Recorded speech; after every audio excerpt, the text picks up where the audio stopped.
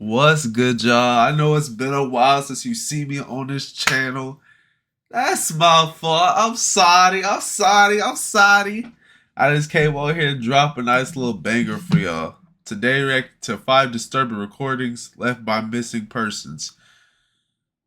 Let's get to the vid, y'all. And you see, I already came dressed up for the occasion. I got my Friday the 13th shirt on. Hold up.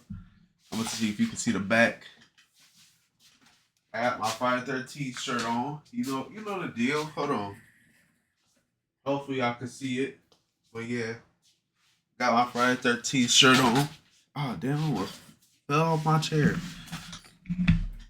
Anyway, y'all, let's get to the vid.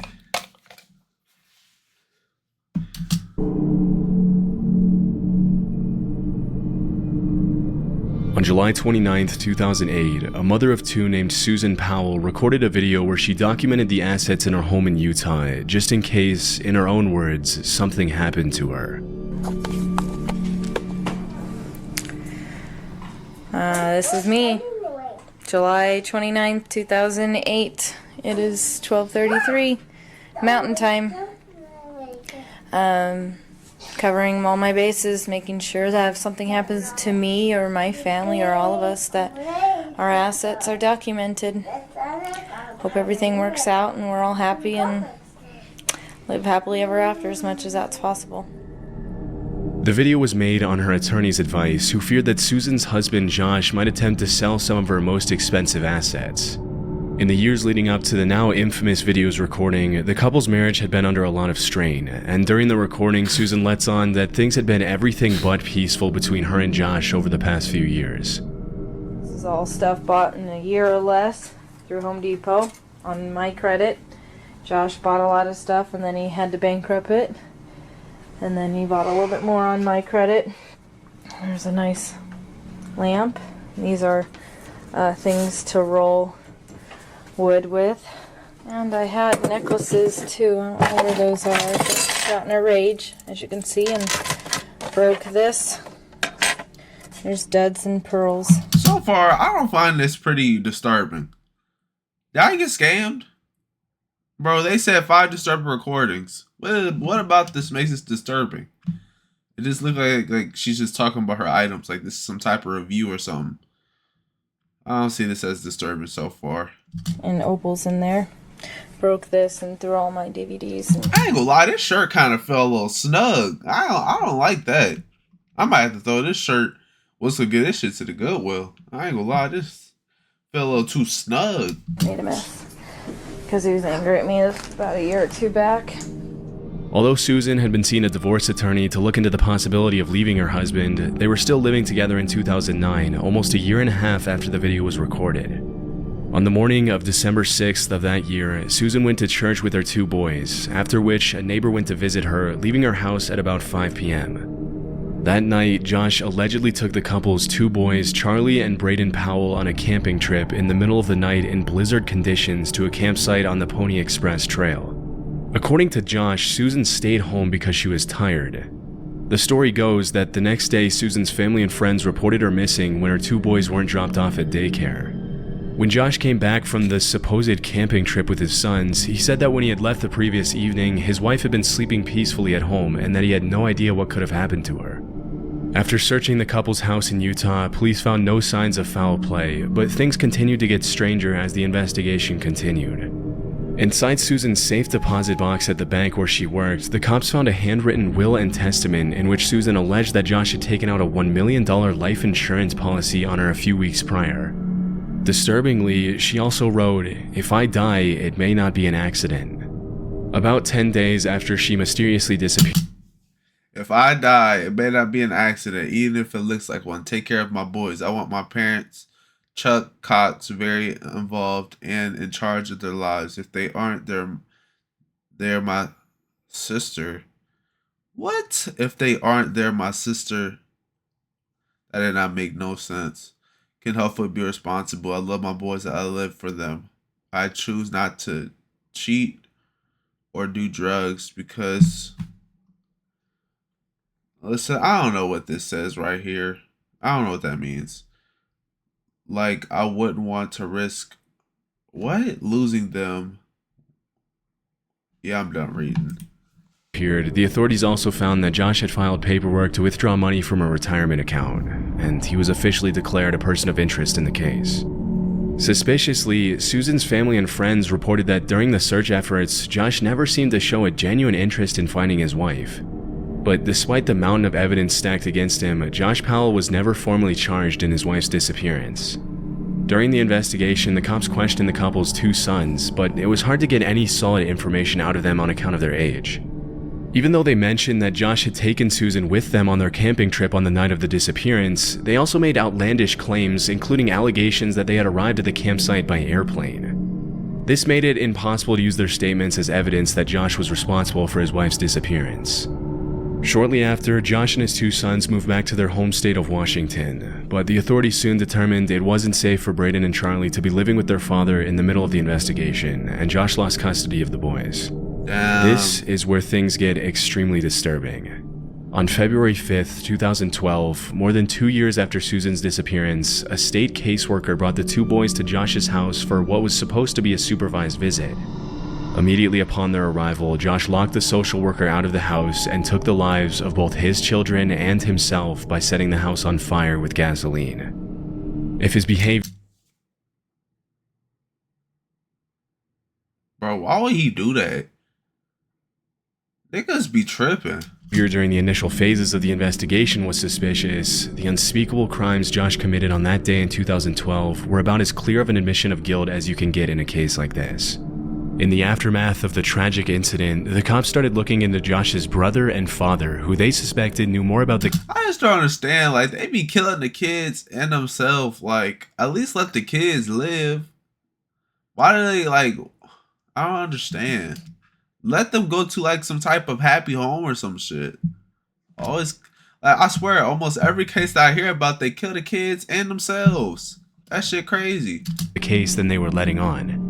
Even though they had solid evidence to suggest Michael, Josh's brother, had helped him conceal Susan's body, the case reached a dead end when Michael also took his own life in 2013.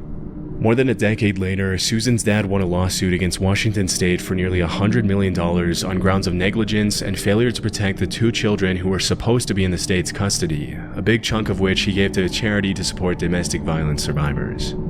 Almost 15 years after her disappearance and murder of her 2 children, people still gather in Susan's hometown of Puyallup, Washington every year to pay their respects and honor her memory. The last video Susan made documenting her assets received a lot more attention after everything had happened. With hindsight, the video is portrayed in a much more disturbing light. Susan saying things like, "I'm recording this just in case anything happens," makes you wonder if she knew her husband could do something this horrible as she was filming. Over the years, Susan's father has been alerted of possible locations where his daughter's remains might be buried, including abandoned mines in Utah and other isolated locations. Sadly, every lead has turned out to be a false alarm, and it's very unlikely that Susan's remains will ever be found. Damn. Paris and Nicole are reuniting for their next big endeavor. We decided to Amber Tuccaro was a 20-year-old Canadian First Nations woman from Fort McMurray, Alberta. In August of 2012, she flew from Alberta to Edmonton International Airport and booked a hotel room with her 1-year-old son and a female friend for a short vacation. That night, she got excited about the trip and decided to hitchhike into the city by herself, after which she was never seen again. When Amber didn't return to the hotel the next day, her friend called her mother, who immediately called the Royal Canadian Mounted Police. Soon after, Amber was declared a missing person. The authorities dug into her phone records and found that she had received a phone call while she was in the company of an unidentified man. The recording is pretty unsettling, especially since it marked the last time she was ever heard alive. Where are we by? We're just heading south of Beaumont, or north of Beaumont. We're heading north of Beaumont. Yo, where are we going? Just No, this is a... Are you f***ing kidding me? See, this is why we don't be hitchhiking. What? R.I.P. her. But why are we hitchhiking, bro? Fuck hitchhiking. I'd rather walk. Crazy. You better not take me anywhere I don't want to go. I want to go into the city. Jeez. Yo, we're not going into the city, are we? We're going. No, we're not. Yes. Then where are these roads going to? 50th Street. 50th Street. Are you sure? Yeah. You could tell she already knew something wasn't right. Yet she still... Something had... Bro. Absolutely. Yo, where are we going? 50th Street. 50th Street? 50th Street. East, right? East. Over town. Bravo.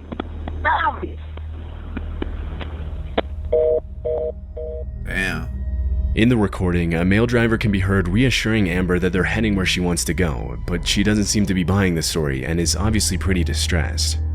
On August 28th, the cops released the phone conversation, but they didn't officially start investigating the disappearance until well after a month after Amber was reported missing. Sadly, when Amber's mother pressured the cops to do something and help her find her daughter, they dismissed her and told her that Amber was probably just out partying and would turn up soon. Tragically, on September 1st, Swear they don't ever be trying to do their job. 2012, just 4 days after the audio from the eerie conversation was released, the remains of Amber's body were found on a rural property near Leduc County by a group of horseback riders. Damn. One of the most frustrating aspects of this case is how unprofessionally the disappearance was handled by the Canadian police.